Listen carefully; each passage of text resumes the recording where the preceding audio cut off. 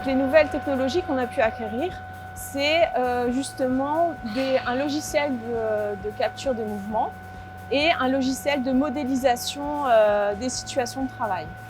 Donc le capture de mouvement nous permet d'équiper les opérateurs et de pouvoir caractériser tous les mouvements qu'il fait et les sollicitations articulaires que ça peut créer.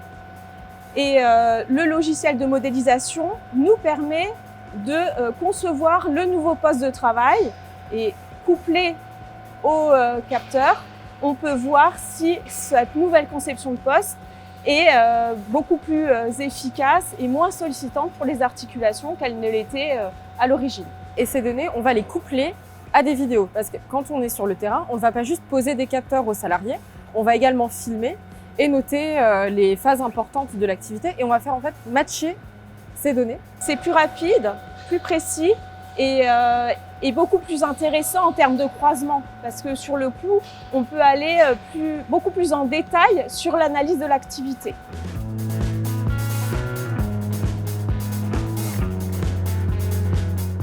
Second outil, en fait, il s'agit de deux outils qu'on va utiliser ensemble. C'est tout d'abord un logiciel de création architecturale qui va nous permettre de modéliser les espaces de travail, de positionner les postes de travail et un casque de réalité virtuelle qui va nous permettre du coup de projeter les futurs utilisateurs dans les modèles que nous avons créés et que nous avons optimisés pour l'activité.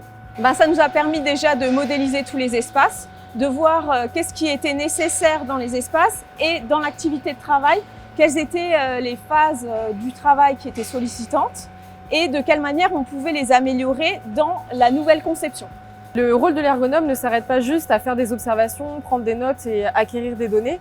L'ergonome va aller beaucoup plus loin puisque l'ergonome va concevoir des espaces de travail, des postes de travail et des outils. Donc nous allons beaucoup plus loin qu'une simple analyse, observation, film, vidéo. Nous allons jusqu'à effectivement réaménager des espaces de travail, créer des postes de travail, créer des lignes dans des usines. Donc le panel du rôle de l'ergonome est assez large.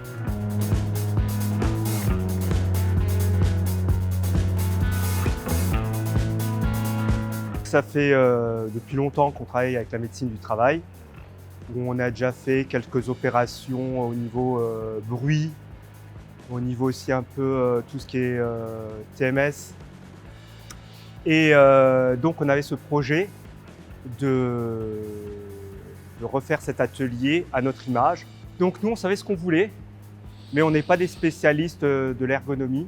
Donc on a fait appel à deux personnes, Charlotte et Sophie, pour nous aider dans ce projet.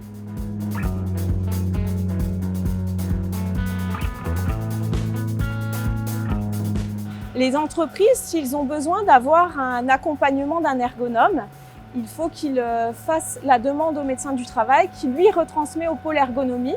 Et à ce moment-là, on fixe un rendez-vous avec l'entreprise, avec le médecin et l'ergonome pour définir de l'intervention et faire une proposition sur la manière d'agir ensemble pour la prévention.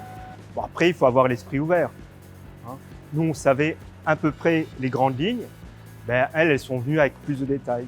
Si on regarde le projet initial qu'on avait conçu pour les bureaux et le résultat final, c'est bien différent. Et encore merci à eux. Généralement, l'ergonome peut faire un peu peur. On peut se dire mince, il y a quelqu'un qui vient, qui nous observe, qui va prendre des films, qui va poser plein de questions. Mais il faut aller au-delà de ça. Si on est là, c'est vraiment pour accompagner et aider l'entreprise pour améliorer les conditions de travail, améliorer le bien-être des salariés, améliorer l'efficience de l'entreprise. Donc il faut casser un petit peu ce cliché de l'ergonome qui vient avec sa petite vidéo.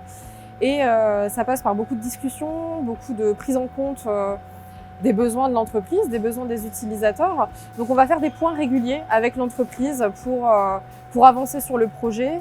Alors actuellement, l'intervention des ergonomes chez Agestra est comprise dans les cotisations que paye l'entreprise au service de santé au travail. Donc pour l'instant, c'est gratuit.